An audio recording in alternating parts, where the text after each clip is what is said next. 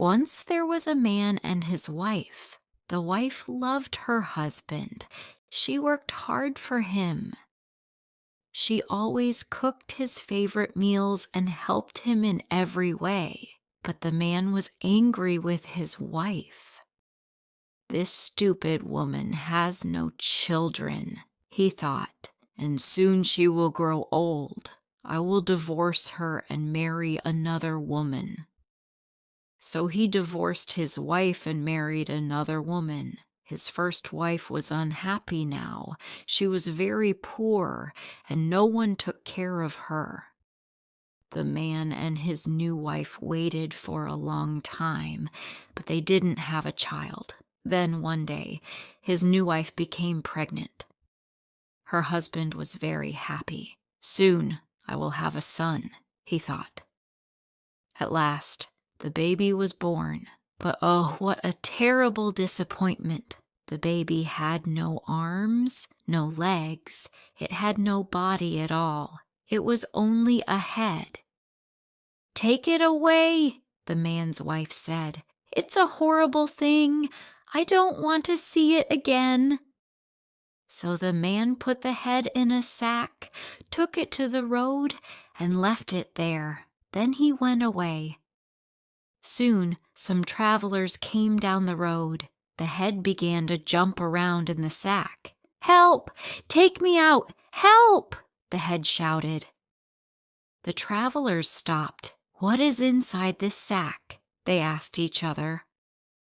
One of them opened it, and they all saw the head. They were frightened and wanted to run away.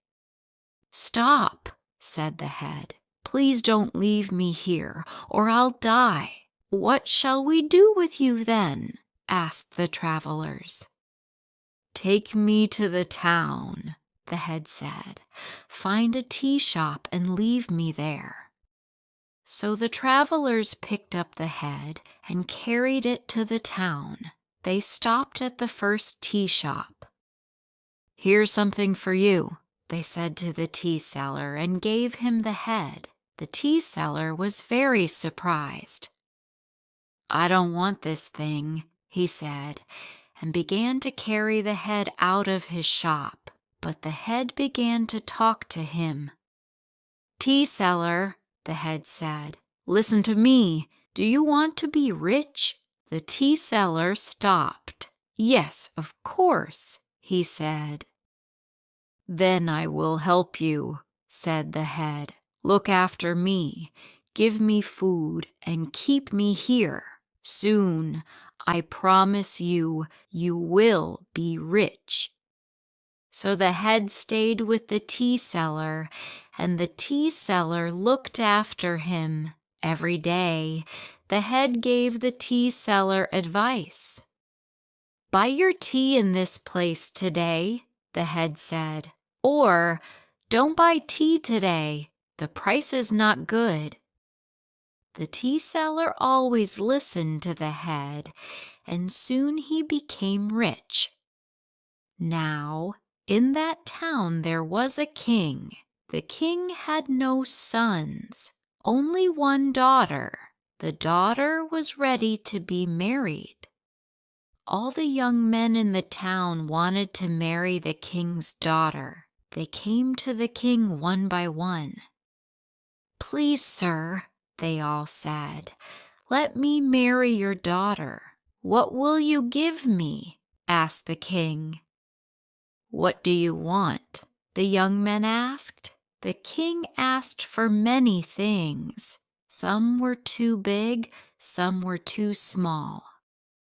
Some things were from countries far, far away. Nobody could find the things the king wanted. The head heard about the king's daughter.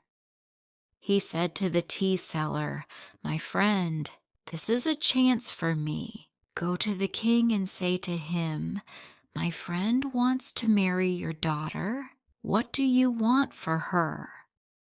So the tea seller went to see the king. He entered the palace and greeted him. "Sir," he said, "my friend wants to marry your daughter. Tell me, what must he give you?"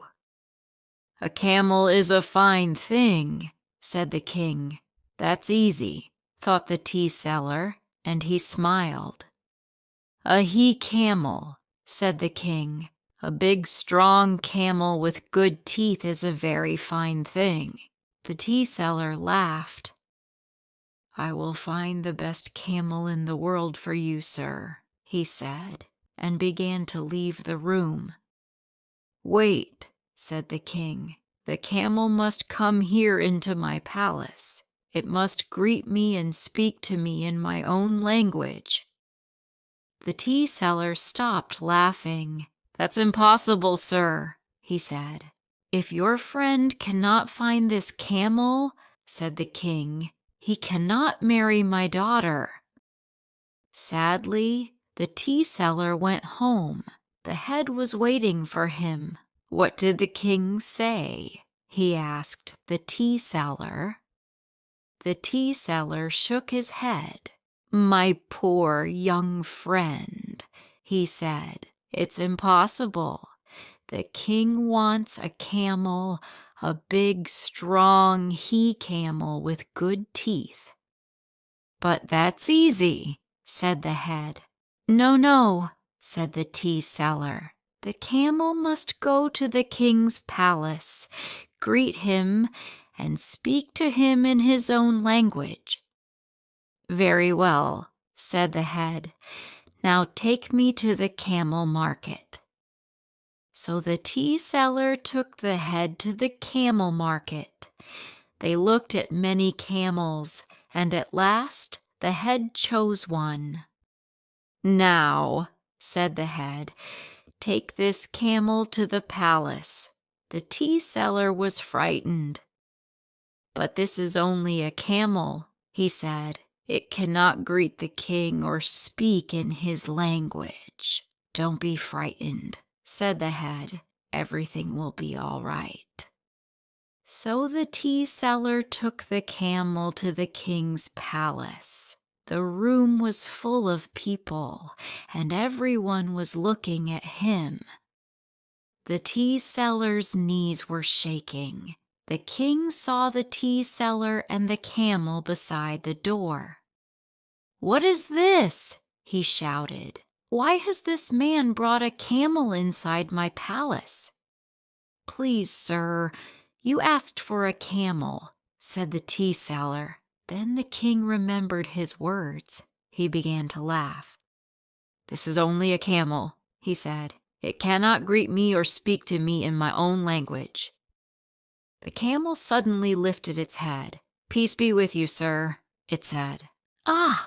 Oh! How wonderful!" everyone said.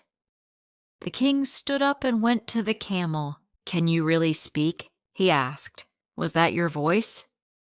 "Yes," answered the camel. "I can speak, and it was my voice." The tea seller was even more surprised than the king, but he was very happy for his friend. "Sir," he said, "you asked for this animal, and I have brought it to you." The king looked at him. "And now my daughter must marry your friend," he said. "Who is this young man? What kind of man is he?" The tea seller was very frightened now.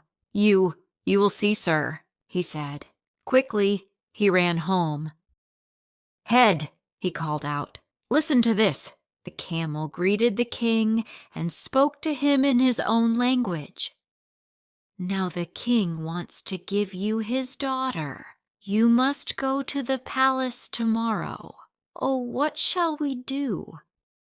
"What shall we do?" answered the head. "We will go to the palace, of course, and I will marry the princess." "But," said the tea seller, "everything will be all right," said the head. "I promise." So the next day, the tea seller took the head to the palace in a bag. The king, queen, and all their guests were waiting for them. "Where is the young man?" asked the king. The poor tea seller could not look at the king. His knees were shaking. "He is here, sir," said the tea seller, and he opened the bag. "Yes, I am here," said the head, "and I have come to marry your daughter." "Oh, oh, how terrible!" said everyone. The king was angry and sad. "My poor daughter, what have I done?" he thought. But it was too late now. "I made a promise," he said, "and I will keep my promise. My daughter is yours." So the head and the princess were married. The feast went on for a long time. At last it was finished. The king and the queen took the princess and the head to the bedroom and shut the door. The princess was crying loudly. At once, the head became a handsome young man. He had arms and legs and a body. The princess stopped crying and looked at him. She fell in love with him at once. The king and queen did not sleep that night. "Oh, my poor daughter," the queen said again and again. "Husband, what have you done?" Early the next morning, the king and queen went to the bedroom door. They were very worried. "How is our girl?" they said to each other. "Is she all right?" Suddenly, the door opened and the princess came out. She was laughing. She was happy. "My husband and I are hungry," she said. "Please give us some breakfast." The head, who was now a young man, came out after her. "Yes," he said, "we are hungry," and he smiled at the king and queen. Everyone was very happy. After a year, the princess gave birth to a son. The king gave his kingdom to his son-in-law. The tea seller became the richest merchant in the country. But the new king's old father was not happy. He and his wife had no more children, and they were very poor.